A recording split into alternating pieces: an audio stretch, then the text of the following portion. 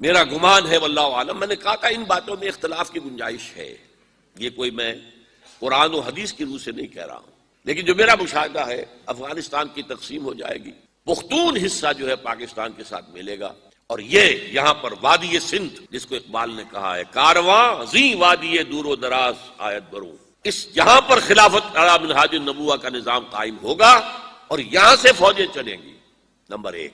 Number دو، عرب کے ریگزار میں 15ویں صدی کے مجدد کا ظہور ہو جائے گا۔ مہدی کو ہم مانتے ہیں مجدد، شیعہ مانتے ہیں 12ویں امام جو چھپے ہوئے، ان کے امام معصوم جو ہے 12، ان میں سے آخری جو ہے وہ چھپے ہوئے ہیں غار میں 1200 برس سے، اور وہ ظاہر ہوں گے، یہ ان کا عقیدہ ہے، ہمارا نہیں ہے۔ ہم سمجھتے ہیں جیسے ہر صدی میں اللہ مجدد بھیجتا رہا، اسی طریقے سے میرے گمان میں 15ویں صدی کے مجدد جو ہے وہ حضرت مہدی ہوں گے، ان کی حکومت جا کر یہ فوج قائم کرے گی، عربوں میں دم نہیں ہوگا، وہ اپنی عیاشیوں کی وجہ سے بالکل کھوکھلے ہو چکے، دولت کی فراوانی اور عیاشیاں۔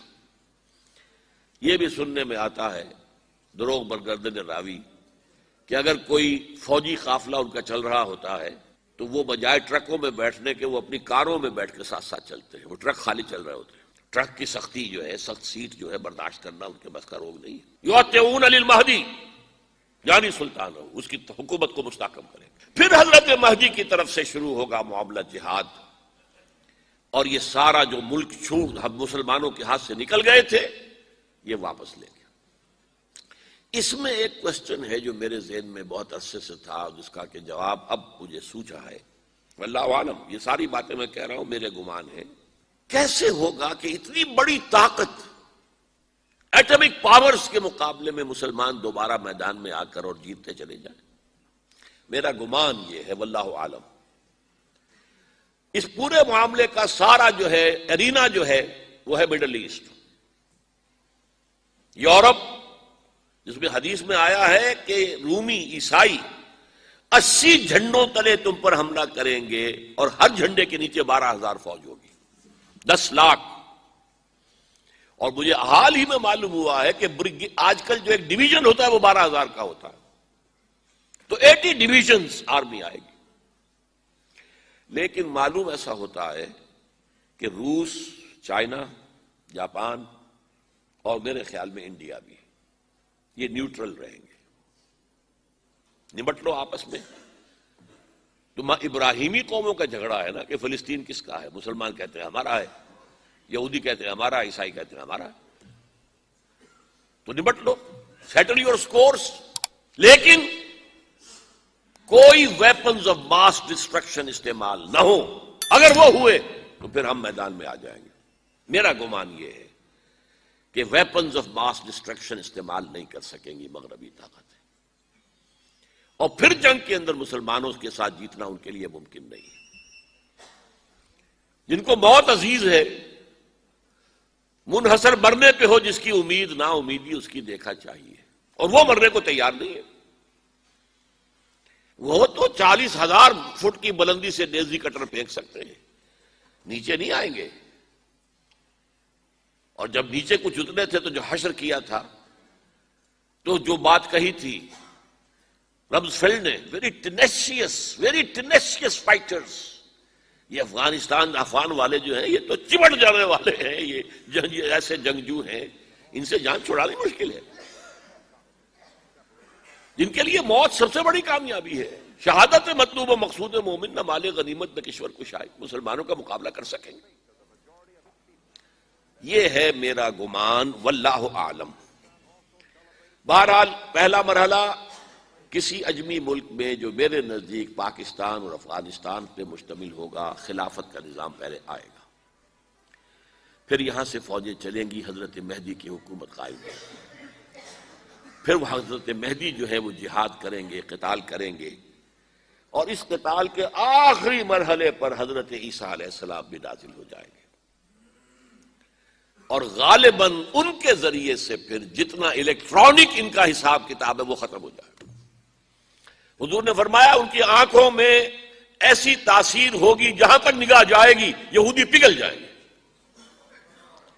کوئی بہت بڑا لیزر ہوگا اور ظاہر بات ہے کہ ان کے یہ ہتھیار جو ہیں ان کا مقابلہ تو مسلمان نہیں کر سکتے، اور نہ ابھی آپ کو 100 برس بھی یہ سوچ سکتے ہیں کہ کوئی مسلمان ملک اتنی ترقی کر سکتا ہے کہ ان کے مقابلے میں پہنچ جائے ان ہتھیاروں کے معاملے میں۔ تو یہ اصل میں جو شخص سراپا معجزہ تھا، حضرت عیسیٰ جو ہیں سراپا معجزہ، پیدائش معجزہ، آسمان پر اٹھایا جانا معجزہ، خلق حیات، بنایا مٹی کا پرندہ، پھونک ماری اڑنے لگا، احیاء موتا، مردہ کو کہا اٹھو قم باذن اللہ، وہ اٹھ گیا چلنے لگا، مادرزاد اندھے کے آنکھ پر ہاتھ پھیری اور اس کو آنکھیں اللہ نے دے دی، کوڑھی کے جسم پر ہاتھ پھیرا اور کوڑ صاف۔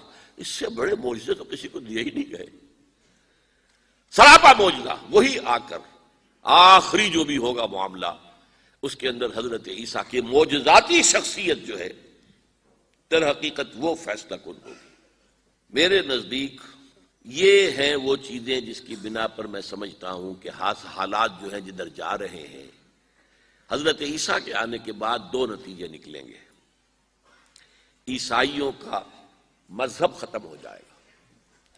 حدیث میں آیا ہے کہ عیسیٰ آئیں گے، یکسر الصلیب و یقتل الخنزیر، صلیب کو توڑ دیں گے۔ کیا مطلب؟ کہاں تم صلیب اٹھائے پھر رہے ہو؟ میں صلیب دیا ہی نہیں گیا، یہ سب تمہارا ایک من گھڑت قصہ ہے، مجھے تو اللہ نے پہلے ہی اٹھا لیا تھا۔ وما قتلوہ وما صلبوہ، صلیب ہی پر کھڑی ہوئی ہے عیسائیت ساری کی ساری۔ اور خنزیر کو قتل کر دی، خنزیر تم نے کیسے حلال کر لیا اپنے لیے؟ کبھی اسلامی شریعت کے اندر موسیٰ کی شریعت میں حرام تھا، وہی موسیٰ کی شریعت میں تمہیں دے کر گیا تھا۔ Don't think I have come to destroy law, یہ لا تم پر نافذ رہے گا۔ گویا کہ عیسائی مذہب ختم ہو کر اسلام میں منتخب ہو جائے گا، یہودی ایک ایک ختم کر دیا جائے گا۔ یہودی کیوں اس انجام کے مستحق ہیں؟ اللہ کا پرانا قاعدہ چلا آ رہا ہے، جس قوم کی طرف کسی رسول کو بھیجا، اگر قوم نے بحیثیت مجموعی رسول کا انکار کیا، وہ ہلاک کر دی گئی۔ قوم نوح ہلاک ہوئی یا نہیں؟ قوم ہود، عاد ہلاک ہوئی یا نہیں؟ قوم سمود جن کی طرف حضرت صالح بھیجے گئے، قوم شعیب، عمورہ اور صدوم کی بستیاں، آل فرعون، یہودیوں کی طرف حضرت عیسیٰ کو رسول بنا کر بھیجا گیا تھا، انہوں نے رد کر دیا، محمد رسول اللہ کو رد کر دیا صلی اللہ علیہ وسلم۔ یہ اس سزا کے مستحق ہو چکے ہیں، لیکن وہ سزا ان کا رسول ہی ان کو آ کر دے گا، اسی لیے انہیں اٹھا لیا گیا۔ ایک پوز آ گیا ہے، مستحق تو ہو گئے تھے اسی وقت حضرت عیسیٰ کے زمانے میں کہ ہلاک کر دیے جائیں، لیکن حضرت عیسیٰ کے زمانے میں حضرت عیسیٰ کو اٹھا لیا اور ان کا معاملہ جو ہے وہ ملتوی کر دیا۔ جیسے کسی کو پھانسی کی سزا تو ہو جائے لیکن ابھی ایگزیکیوشن نہیں ہوئی ہے، ایگزیکیوشن جو ہے